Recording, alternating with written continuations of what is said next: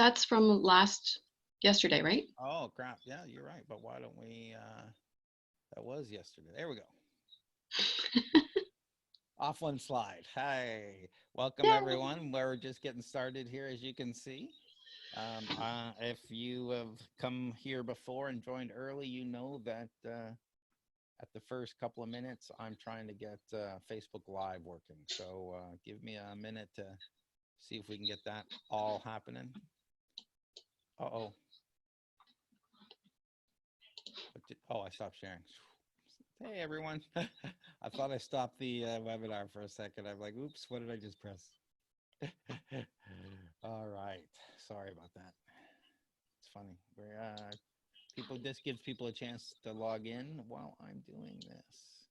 It's never a smooth process for some reason. It never is. I know.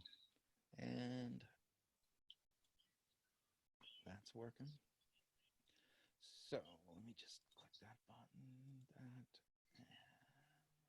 Oh, shit, that's not it.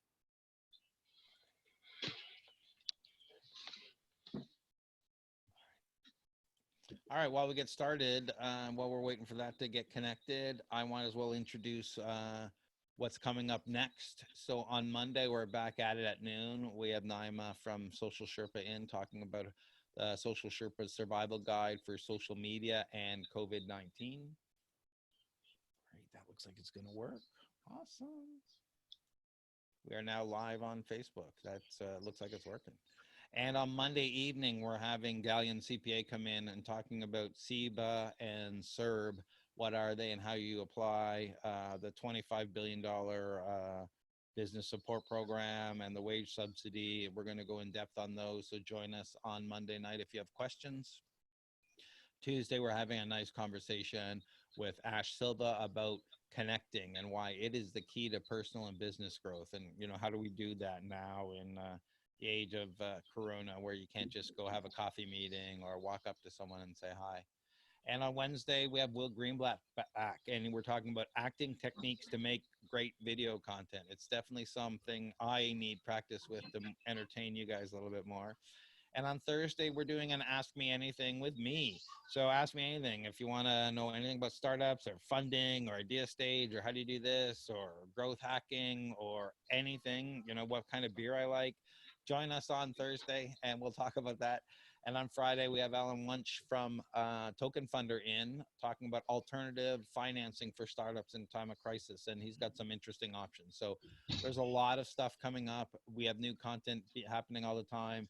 Check out the new events at TorontoStarts.com, and all the past events are there as well. So let me stop sharing and let me say hello to Mary Beth. How are you? Good. How are you? Good to chat with you again. Good to talk to you again. When did we meet? Actually, we got connected by a friend, by Will, Yes, technically. by Will. Mm-hmm. He suggested we get together on a couple of things, and I was running the CPA Ontario podcast, Lessons Learned by Entrepreneurs, CPA Stories, and Mm-hmm. we got you on that right away. So that was great, Yeah. and it's great conversation there. And now we obviously have a little bit more specific conversation, less on your history and more on how do we take advantage of sponsorships as a business model, Mm-hmm. and how do we how have things changed moving forward. So before we get Mm-hmm. really into deep on this, can you tell me who Mary Beth is and what is Sponsor Circle? Mm-hmm. Yeah, absolutely. And so much has changed since we've spoken. I mean, it's only been a month and a half, but the world as we know it has definitely dramatically changed for sponsors as well as for properties like events and festivals. So to tell you a little bit about myself, I've been in the marketing and advertising space for probably about 15 years, helping mostly large companies like Loblaws and TELUS and large insurance companies to leverage technology to speak more effectively to their clients, but also to their employees. And we've really had a bit of a three-pronged approach We have built platforms for learning, so traditional learning experiences that help folks to get used to a brand new system implementation across the entire organization. We've built intranet sites for communications and marketing campaigns for product launches. So that kind of in a bit of a nutshell is my background. I love to solve problems, really. At the end of the day, that is my thing that I enjoy the most. So part of some of those initiatives that I've been working on over the last 15 years, really it introduced me to corporate sponsorship and that space. And from a tech person's perspective, I realized that it's a $66 billion industry and it's almost entirely done by email and phone. It's a B2B space and there is very little tech. And for watching a lot of events and festivals, you're talking about 20 million events and festivals happening and not happening this year. And they're all doing the same thing, all doing the same kind of lead generation, all very manual. Everybody's doing the exact same thing. So for it's kind of crazy, but we looked to create a platform where sponsors and properties, those looking for sponsorship, can come together and not only find each other and determine that they're aligned with the same common goals, but then also to facilitate the transaction right from, finding each other, measuring the success of that sponsorship relationship, and then also the money transaction as well. So that, in a nutshell, is kind of how I landed with Sponsor Circle. It's been, I guess, probably about 3 years ago that we launched the initial version of the platform, and it was just running kind of organically, and it just grew and it just kept growing with very little advertising. And so last year, just decided to, really focus in on it and make things happen in a more constructive way. That's great. And now more than ever, people are looking at new business models and new ways to get funding and be profitable in business. I've seen some articles around how all the small businesses downtown are going to be closing because they can't afford rent and their employees, and how long can Mm, they be closed for? yep. And I was thinking that look at all exactly what you said, how much money is spent in the sponsorship arena on events and conferences and things that one aren't happening right now, Yeah.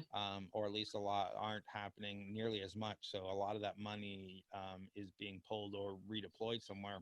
Hmm. And two, uh, it's an often overlooked revenue stream for for-profit businesses. A lot of Hmm. people say, "Oh, it's not for me," but at the same time, I don't think there's a huge difference, and we're going to get into that a little bit. So I'm Hmm. just wanted to kind of introduce this, and we're going to talk a little bit about this as a business model, and I'm letting people join a little bit. So don't be afraid to ask questions, but let's start at the very basic level. What is sponsorship? What is it? Yeah, that's a really good question. And as basic as it is, it's probably the most misunderstood thing. People talk about sponsorship, and when you start getting into a deeper discussion, you realize, wow, we're not on the same page. So to start off, right from the very beginning, sponsorship and corporate giving are often kind of misunderstood, and so that's where the problems start. When a company gives money to, let's say, a nonprofit or a charity with no announcement, like they don't say, "Hey, we did this," or we did that. That's called corporate giving. The moment a company announces that they have given money, and that is they have put their logo and some sort of framework around that exchange of money, that becomes a rendering of service or an exchange of service. Then it falls into the domain of corporate sponsorship. That is the only distinction, but really great things happen when it comes to corporate sponsorship because the decisions for corporate sponsorship come out of the advertising and marketing budgets. And so there is money assigned to that type of exposure. corporate sponsorship is simply a subset of other forms of advertising. It looks different on the balance sheet, and then also different decisions are made where brands are looking for something to happen in exchange for that money that is given. It could be brand awareness. It could be sales conversion. You could be changing your attitude towards a brand, maybe employee engagement or client engagement. So corporate sponsorship can be seen as advertising, and we know it, but we may not actually realize what it is. It can be on hockey rink boards, it's the NBA, it's your community fund run that has logos all over it. So those are some examples of what corporate sponsorship is. And we're seeing now with the situation, the pandemic that we have happening now, is a lot of the corporate sponsorships have changed in tone to more of an impact-based kind of a corporate sponsorship. But make no mistake, they are still spending money to execute on a strategy, whatever that goal is, being brand awareness, sales conversion, or what have you. Yeah, and Toronto Starts is a for-profit business, though Mhm. we don't really make much money, but we don't have we don't have many sponsors, but we don't have a problem going after them, and we're working on that now, and I'm sure I'm Mhm. going about it all the wrong way, but I've been approaching sponsors, for example, in the last few weeks, saying, "Hey, this is all the stuff I'm doing. Are you interested in being part of Mhm. this?" And luckily enough, I've had some positive feedback, but I am leveraging long-term relationships. And I know that's a great Mhm. way to go, but I'm going to assume the people in the chat room don't have these long-term relationships to Yeah. leverage, and they Yeah. may not be able to do the same approach. So how Mhm. do I find companies that are interested in sponsorship? Mhm. Yeah, no, that's a great question. I think you have to understand what you have to offer, and then also, you know, putting yourself into the brand's shoes to understand what they're looking for. So it's very, very straightforward right now. Brands want to be seen to be supporting the communities where their employees work and their families live, and then also to be serving the customers. Business is still happening, and there is still a lot of new sponsorship arrangements that are happening. And because business still needs to be done, and there are definitely really good pockets of business growth, and you need to find those companies that are looking to support the communities and go after them. And what you have to offer needs to align with what they're looking for.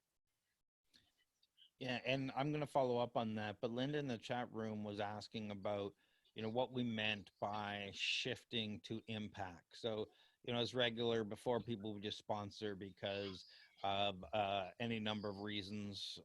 What does it mean shifting to impact now? What does that mean to you? Shifting to impact, so we're all experiencing the same thing across the entire world. It's not just in individual countries, it's across the board. We are all experiencing the same thing, and consumers want to see the brands that they have previously purchased or that they're thinking about purchasing from, to be aware of what is happening to their consumers, what's happening to their employees, and what's happening to the communities as as everyone is affected by COVID-19. And as a result, a typical sponsorship arrangement in the past, and this is just in the past as in before March, a typical sponsorship arrangement might be the NBA, and let's say take um, actually a recent announcement right now is NBA and Microsoft have just announced a new partnership, which will begin whenever the freeze is lifted. But a typical arrangement in that sense would be boards, maybe some activation so that people can engage with the brand Microsoft. And ultimately, it's either to raise the awareness of Microsoft and what they're doing now, maybe a new product launch or what have you, but it's not. It's very tactical from product sales or brand awareness. Impact-based sponsorship is where you are kind of changing your tone to more of how is this brand addressing the very acute changes to our communities, to the employees that they have, and the families and how they're affected. So consumers want to see the brands that they and the companies that surround them in their own community, how they are supporting at this time of need. That's a great answer. And Lisa, let me know how I'm sounding now. They were saying, she would mention that you were sounding loud and I was sounding low. So I've turned up a couple of settings here. Let me know. If I'm still too low, I'll turn up a couple more. So that was great. Thank you. So you mentioned before that you have to know what sponsors want, what they're looking for. Mm-hmm. What are sponsors looking for? How do you find that out? Well, the first place to look again is really trying. It's sponsorship sales is no different than another sales approach. You have to understand the industry they're in, who their competitors are, the kinds of things they typically will declare through newswire announcements or on their website that they are sponsoring certain things. You can imagine sponsorship is all about, as I said, a subset of advertising. They're going to be leveraging those sponsorship arrangements, and you'll be able to find them in the news. So they will typically declare, all right, well, we're into, athletes, indoor athlete sponsorship, or we are into, golf, or we do community-based festivals. We're into child food security, things of that nature. They're very clear on what they do, and a lot of times it aligns with the kinds of products that they're selling and the kinds of things that they do in general. Why did you say that companies that are recruiting are most likely interested in sponsoring? Well, that often comes up, and a lot of people are quite confused about what that means. But sometimes sponsorship can be very successful for the underdog. So if you're working in a highly competitive area, and you're looking for new employees, folks may not even know who you are. So how can you compete against, your top competitor who is really well known in your industry? Well, sometimes it's by sponsoring events where your target employee goes. So, coming back to your question is, how do you know what sponsors are looking for? You need to know who comes to your events. You need to know who clicks into virtual conferences. You need to understand who those people are so that you can say, we typically have 2,300 people that come on to our webinars each week, and they are young millennials, this age category, here's their income. And those are things that you can find out about your target audience, ideally if you have them register. So they're forced to register and you know who they are. And once you have that kind of detail about the demographics that participate in your events and festivals, you have something very interesting to offer, in particular for someone who is recruiting for new staff. Very interesting, a very interesting approach. So, all right, so I've done some research. I found a company that I think would be interested in sponsoring me. How do I align my offer or my presentation with the mission of that company, or what I think their goals are? Hmm. So if you've done any digital advertising, there is the concept of number of impressions. So you put up an advertisement and you're looking at the number of impressions as well as the number of click-throughs. Um, you can't really use that same kind of framework because people aren't necessarily clicking through. In fact, you have typically real live people that are on conferences like this. Like, real people is way better than some anonymous person that potentially is clicking on something. And so the best thing to be able to put together is some numbers and what the return on the investment is. I'm going to get into a little bit of detail about that. Is if I am asking for a sponsor to give me, let's say, $10,000, and I'm going to be able to access 10,000 people as a result of that, it's $1. My cost per reach, which is a good metric for sponsorship, is $1.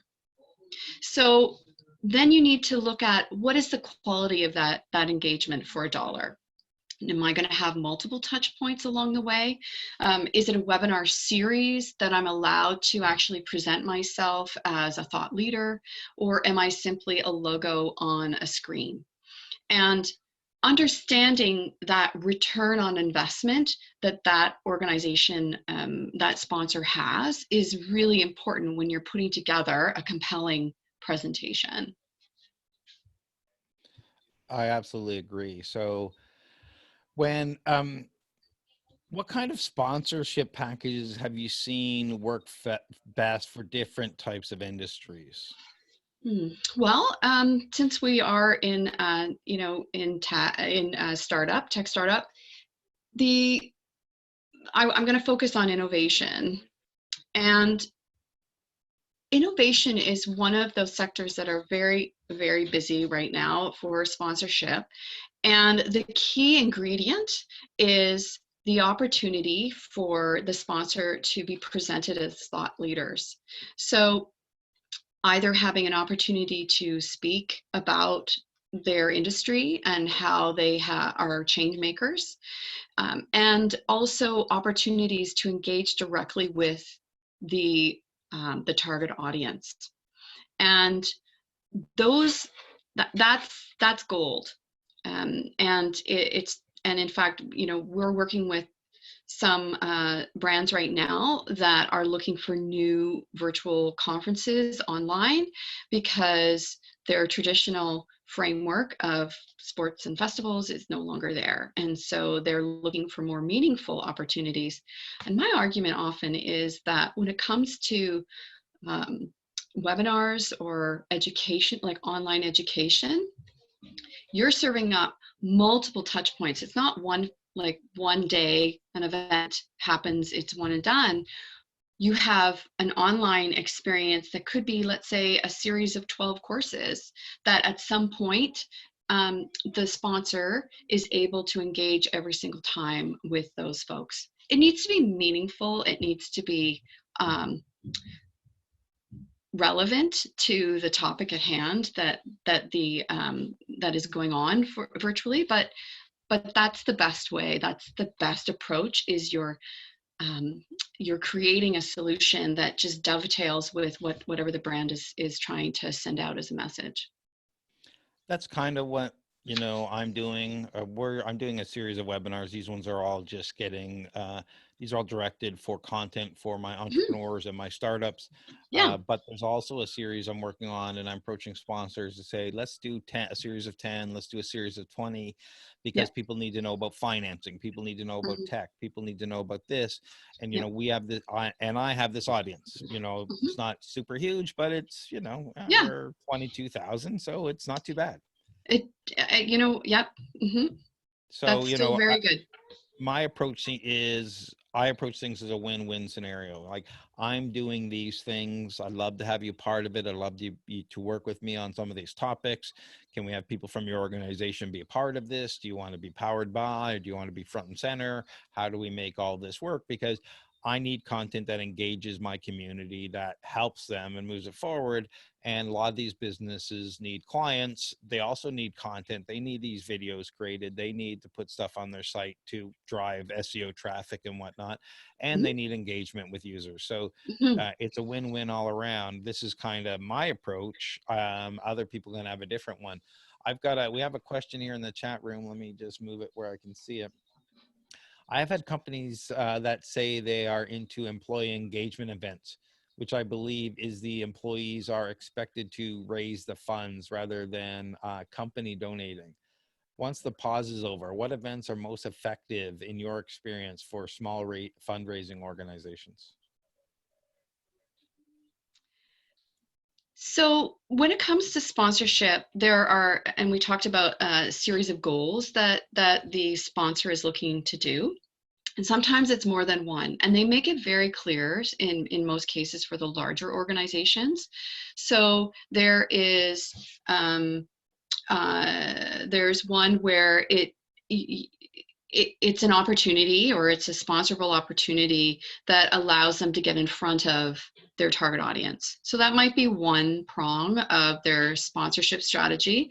The second might be client engagement, and that is where the the sponsorship opportunity presents unique experiences that the sponsor can deliver to their existing and trusted clients in a way that nobody else can do. And then the third is often employee engagement. And so the concept of employee engagement is where recognized employees that are doing really well might also be given the opportunity to um, go to and participate with sponsor. The easiest example is, let's say, um, Scotia has a box at at the NBA, and it will meet those three. By being able to have a box available, you can go and experience something that people enjoy together. So that's great. It deepens the relationship with the customer. If you're bringing an employee, it might be somebody who's doing really well and is being rewarded for their effort by going to a game. And thirdly, the um, the uh, um, customer appreciation. So we've got a couple, we got another question here.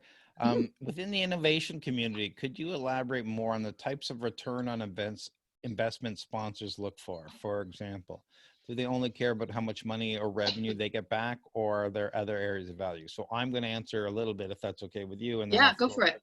over. Hmm. Um, so I've noticed, like when I'm working with partners, it's not some of them, yeah, specifically they want to know numbers, return on investment, how many people click on my email every time.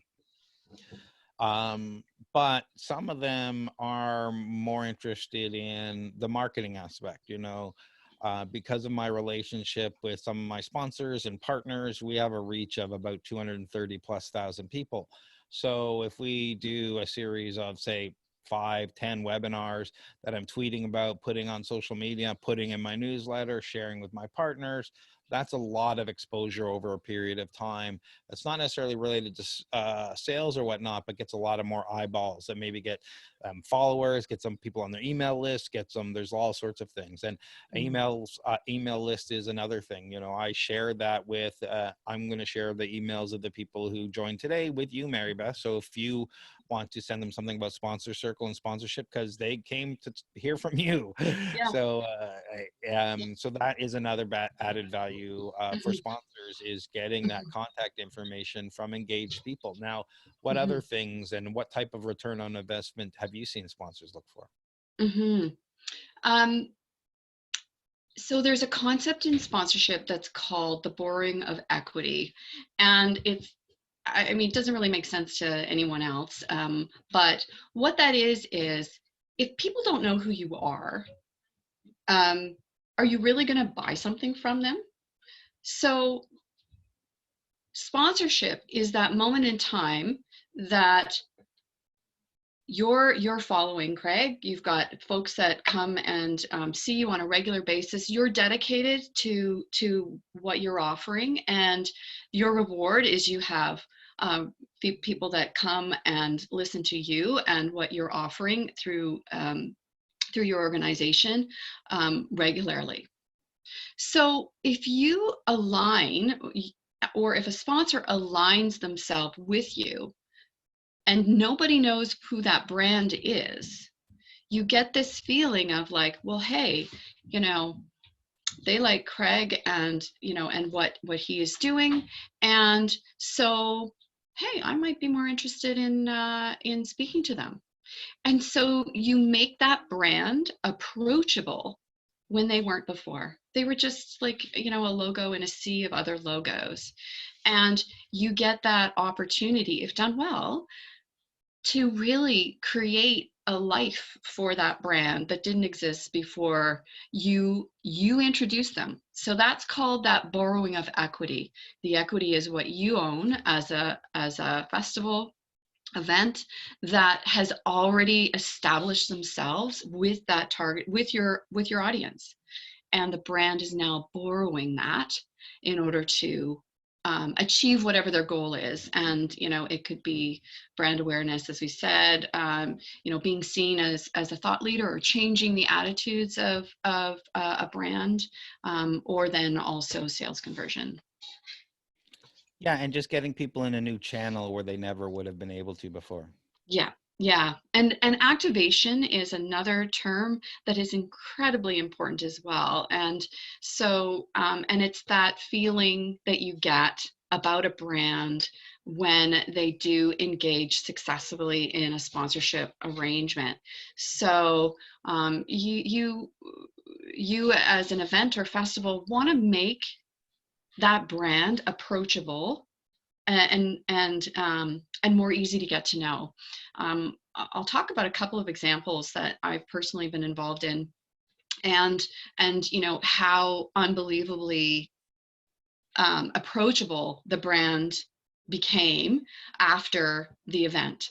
Um, and it's in the innovation space. So I was involved with, I went to a session down at CI Investments for Maple Leaf Angel Investments. This was way back in May of last year. Yeah, we And love Maple Leaf Angels. they're great. Yeah, they're fantastic. And so it was sponsored by CI Investments. So they were giving the room and the space, as well as other sponsorship. And then it was also sponsored by RBC. So essentially, there were a group of startups that were going to be pitching for sponsorship, but it was also a bit of a, you can practice what your pitch is, and then we'll give you feedback. So in the room, again, this is a physical event before COVID-19, and every single table had one representative from Maple Leaf and one representative from RBC. And they listened to your pitch. And in a very, very casual and um, easy environment, you had a great conversation. With the RBC person, it made it so much easier for me to reach out and say, hey, it was great to meet you. I have an actual name as opposed to just a logo on a board. And it made RBC a more approachable option for me before going into that session. A second example I'd like to give is through Founder Institute. So, and that's how I met Will, who connected us previously. And Founder Institute, Jordan Jokius out in Kitchener-Waterloo, is a brilliant events planner, and he also does an incredibly good job for his sponsors. He bakes in the sponsorship throughout the entire course. So for those who don't know, Founder Institute is essentially for organizations that are kind of at the ideation stage, and they're looking to kind of get some great mentorship in order to frame up and establish, do some market research in a more constructive way to determine whether or not they actually have a true business idea that they can execute on. And I was introduced to Founder Institute through Techstars. And to make a long story short, meeting Jordan and seeing how he used sponsorship was just wonderful. Anyone who was a sponsor also had the opportunity to speak and engage with the participants on an ongoing basis. And he worked really hard to ensure that his sponsors were always top of mind, to the point where we actually went and had physical meetings at different sponsors' offices in Kitchener-Waterloo. That made those brands so much more approachable. There was a legal firm, Gowling, that was a sponsor. And even though I have, because of the work that I've done with some large brands for tech, I already had a lawyer that I was comfortable with. But Gowling knew what was required in terms of doing kind of documentation related to Founder Institute. So it just became an obvious choice. Even though I already had like a really great legal firm, it just made it easier because I didn't have to, spend money to explain what I needed from Gowling. So those are two examples where you make the sponsoring brand approachable, and it's gold. Yeah, we definitely do that, and we've had some really good Yeah, feedback on that in our live events. good. I don't think you made it out to our startup drinks. Our last one was in March, and we had Maple Leaf Angels out doing investor speed dating that evening as well. But we put our sponsors right in the middle of Yeah. the event. A lot of them come to our events, and they go sponsor other events, and they come back and said, forget it, we're just sponsoring you from now on, because we were put way in the back and no one came to us. We're right in the middle. We got a whole bunch of leads. The people who are in your industry, that come to this, are actually running businesses. They're not just Yeah. looky-loos.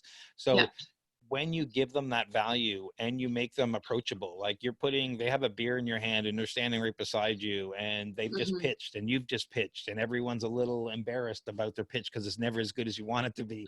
And it makes that takes all Yeah. those barriers away, and it makes those relationships and that business conversations very natural. Yeah. Absolutely. Absolutely. Well, that's great. I mean, hey, that's the first step, right? Make your sponsorable brands approachable, and you know you're already you're already in the game. Yeah, and someone mentioned earlier about impact. I wanted to just give an example of what we're doing. We just Hmm. released the starting up how to start a business on Ontario, a resource guide for startups, scale-ups, and Yeah. entrepreneurs here. Yeah. We've been gathering that for a long time. We've been working on that since October, and there's a whole bunch more information in the back end that we're working on that we're going to be releasing in different formats. But now we're approaching people and saying, hey, this is the guide to get back to work after all this. Yep. So That's great. now we're approaching sponsors and say, do you want to be part of this? Do you want to have this guide, the impact, the app, the book that we're releasing to get back, how startups and companies are going to get back to business after COVID? This was not what Yeah. we started, but now we're saying, okay, now we're getting more interest because this is an impact. Yes, we want to make an impact. We want to be a part of that. It's a different sales technique.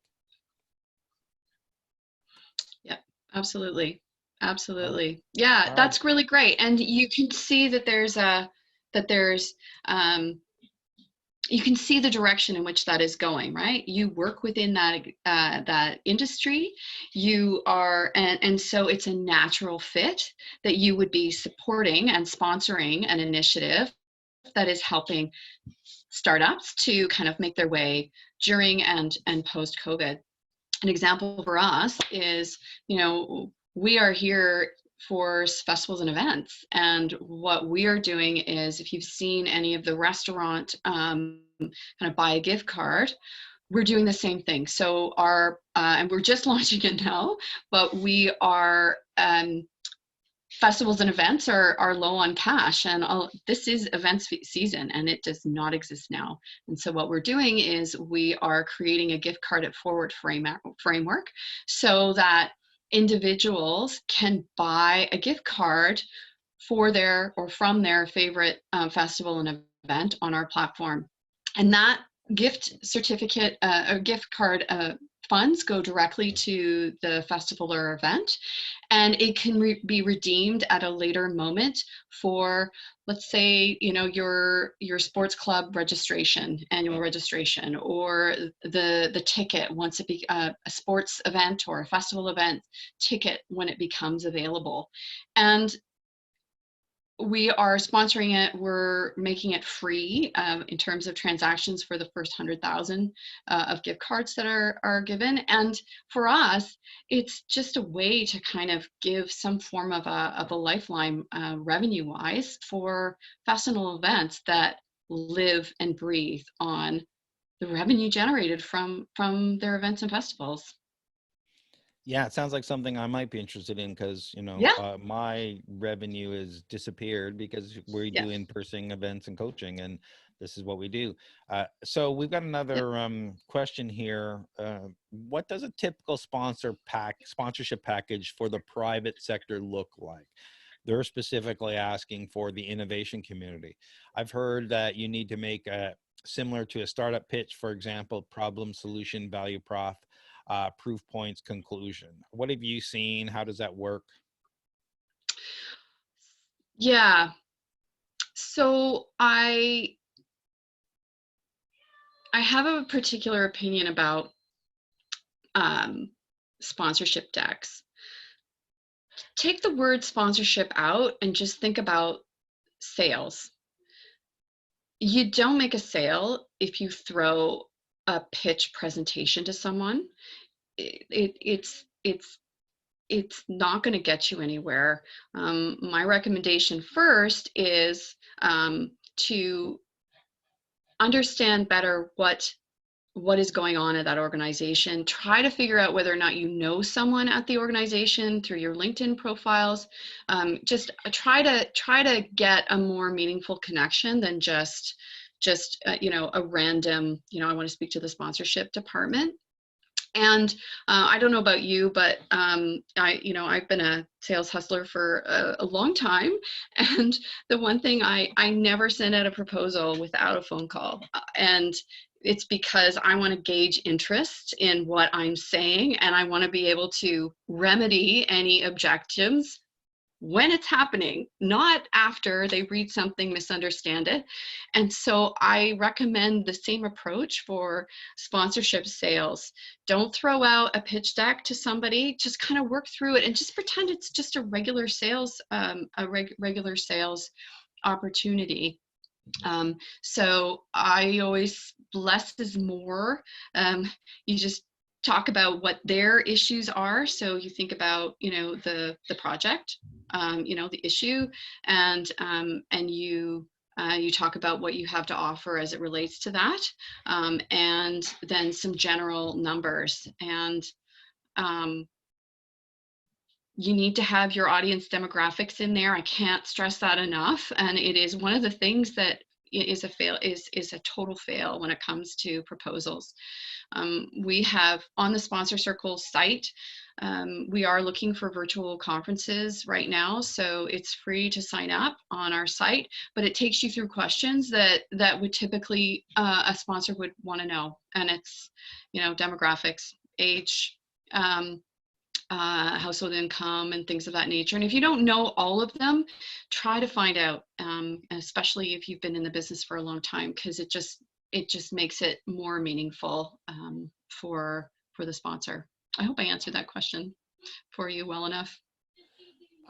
I think so. I mean, and it depends who you're approaching. I think it depends on the relationship you have with the people. Like I said, I'm approaching some people I've had some relationships with for a while, and then, Hmm. I'm leveraging those relationships, and hopefully I'll get, some good partnerships out of that, and then leverage those partnerships to bring me other partnerships. So, Yep. for example, CPA Ontario is a sponsor, which is a great sponsor. It's a great brand. They have a great audience that we can tap into, and that's helped me leverage other things, and I've added Hmm. value from courses and content and a whole bunch of, so it's been a very good win-win relationships, and I'm leveraging that to build other relationships. So Absolutely. Hmm. um, I haven't really come ahead with much in the demographic information. I have a little paragraph of, Hmm. what my audience looks like, and that's about it.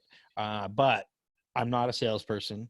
Up until recently, I haven't really gone after sponsors because I work well within my community.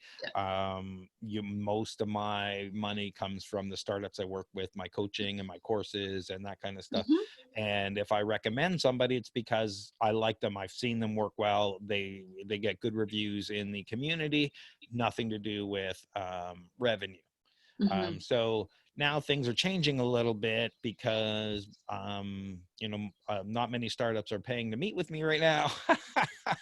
So we're looking at different models to do this, and I'm looking at the partnership model. So when I approach them, I say, these are the types of things I'm doing. I'm trying to build a win-win solution with you to see if we can create something that is engaging, that's going to help engage my audience and help you as a company, as a brand. And if we can do that, then let's move forward. Hmm. Um, and that's how I approach it, which has worked well for me. But again, very personal relationships. I never have sent out a sponsorship package cold. And I've always talked to people ahead of time, just because I don't really know what you want until we talk. So Exactly. um, let me see what the next question is. Thank you so much. I always have the opportunity to present my sponsorship proposal in person, but creating the deck is difficult at times because you have mentioned it's heavily based on prior research on the organization. Yeah. Um, yeah, any advice on that? Whether you want to call it a deck, um, because maybe you don't want to be pulling up PowerPoint and saying this. Maybe you just want to have some information and a handout or whatnot, a brochure, whatever it is when you're meeting face to face. Hmm. Any advice on, what information, and when you're researching, how to align that properly? Because how do you know what gap a company has until you actually talk to them? Yeah, again, taking it back to the sales experience, just in general, it's hard to understand what a gap is until you actually ask your potential client what their problem is, and if you have a solution to solve it. And I think this is kind of um, startup 101, in the sense that very often, the founders think they know what their potential clients want, but they don't actually ask them.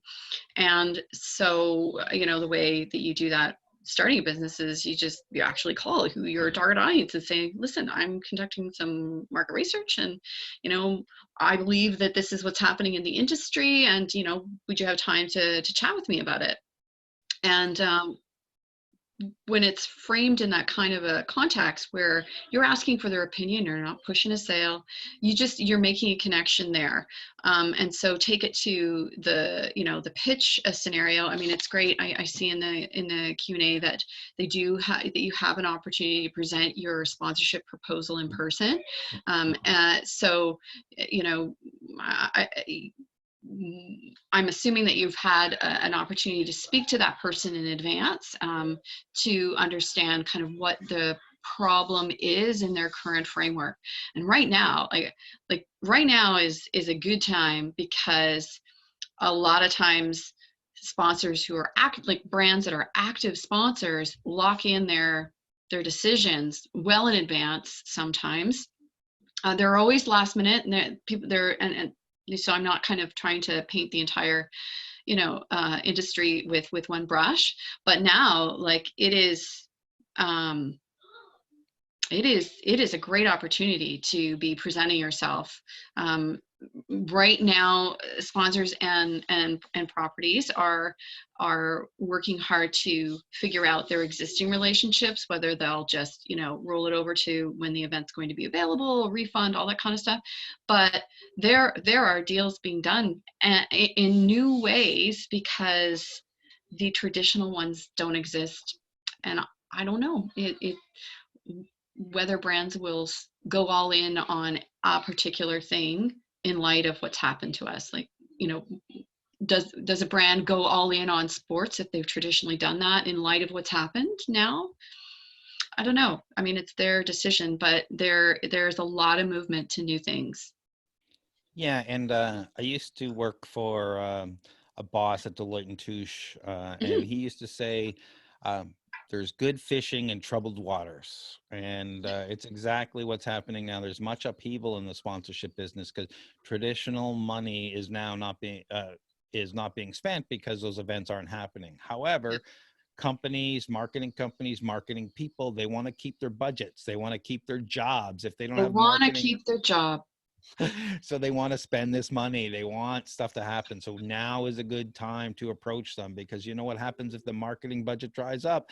People in marketing, you don't need the marketing department, or you don't need as big a marketing department. So keep all Hmm. of that in mind, where you're playing mentally with the person on the other end, that they're trying to keep their job and find that right successful marketing in this troubled time. Maybe not everybody, Hmm. but also, you hinted on a few things, and I want to throw a little options out here to whoever this anonymous attendee is. Problem surveys are fantastic. If you're going in a specific innovation survey, reach out to people and say, listen, we're doing a survey of the problems, the markets you're trying to address, the addressable market problems, the gap of knowledge in this certain area, whatever it is. We could talk about that offline if you want. And interview a bunch of people, or say you're going to have a conference, or you're going to get people together to talk about this, and you're going to share the results with them. You're usually going to get a really good insight when you start doing those surveys and reaching out to people on LinkedIn in those industries. You'll get some really good feedback if you design the survey and questions properly, that will allow you to approach it later with the right companies, with the right mindset and the right sales structure. Just a little bit of a hack there. Yep. Hmm. Yep. Absolutely. Absolutely agree. So we've got 5 minutes left. Okay. I'm just jumping ahead here. What are the differences between in sponsorships for not-for-profit and for-profit businesses? Have you seen much? Um, Not really. Um, not really. When it comes to corporate sponsorship, um, again, you need to align with whatever the brand's strategic goals are. I think the biggest challenge for nonprofits, and again, like remembering that nonprofits is more than just charity, right? So there's charities, and then there's nonprofits, which includes professional associations, like the CPA is an association. You have all that entire breadth of nonprofits. Their mandates might be a little bit different across the board, but the biggest challenge for charities in general is that they have challenges articulating what they have to offer as opposed to what they need. And that's the biggest fault. I've seen some of the most amazing executive directors in charities sometimes fall on that, because they're in advocacy mode so often with, for grant submissions, for donations, for major gifts, that they forget that when it comes to corporate sponsorship, it's not what they, what that charity needs. It's what they have to offer, and what they have to offer is that equity I was talking about a little bit earlier, and the alignment that they can bring to the brand. So I would say that that is the biggest challenge for charities within the context of nonprofits. But otherwise, I don't really see any difference. Yeah. The question in the chat room is sponsorship versus partnership. Do you differentiate? How do you differentiate the two? Or is there? Yeah. So sponsorship is a broad term that's often used. Partnership is something that they say on a long-term basis. And so the more touch points you have, they kind of fall into more of a partnership basis. So I've often had people say to me, well, we're not really into sponsorship, we're more into partnerships. It's like, good. And in fact, events and festivals that offer up more than just one touch point, are really great partners. It's essentially the same framework. It's just partnership suggests longevity. And I think a partnership suggests maybe a little bit more involvement, whatever that might mean, in what you have going on.